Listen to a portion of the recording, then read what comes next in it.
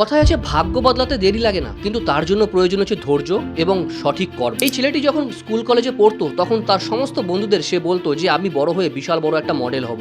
তখন বন্ধুরা তাকে হাসি ঠাট্টা করে বলতো আয়নায় গিয়ে নিজের একবার চেহারাটা দেখিস, এই তো কালো চেহারা, শর্ট হাইট, কি করে মডেল হবি? মডেল হতে গেলে সুন্দর হতে হয়, যোগ্যতা লাগে। কিন্তু ছেলেটি সবার কথাকে উপেক্ষা করে নিজের ভালো ভালো ছবি সবসময় ইনস্টাগ্রাম এবং সোশ্যাল মিডিয়া হ্যান্ডেলগুলোতে পোস্ট করত। একদিন রাত্রির 11:28 তার কাছে ফ্রান্স থেকে একটা মেল আসে। লুইস ভিটন বলে ফ্রান্সের একটা কোম্পানি আছে যারা ব্যাগ তৈরি করে এবং এই ব্যাগগুলোর দাম হচ্ছে প্রায় 20 থেকে 25,000 টাকা। এই ব্যাগের মডেলিং হিসাবে সেই ছেলেটিকে সিলেক্ট করা হয়। তুমি যদি তোমার ফোকাস ঠিক রাখো এবং নেগেটিভ কথাকে উপেক্ষা করে নিজের লক্ষ্যে এগিয়ে যেতে পারো, তাহলেই তুমি সবসময়ের জন্য জিততে পারবে। কারণ সাধারণ মানুষ কিন্তু সবসময়ের জন্য তোমাকে পিছনে টানবে। তুমি সাকসেসফুল হও এটা কেউ চায় না, আজকালকার দিনে এটাই বাস্তব। সুতরাং নিজের লক্ষ্যে স্থির থাকো, তার জন্য ভালো কর্ম করো এবং সঠিক রাস্তা অনুসরণ করো, দেখবে অবশ্যই তুমি সাকসেসফুল হবে। ভালো থেকো আর সুস্থ থেকো, তার সাথে সচেতন থেকো।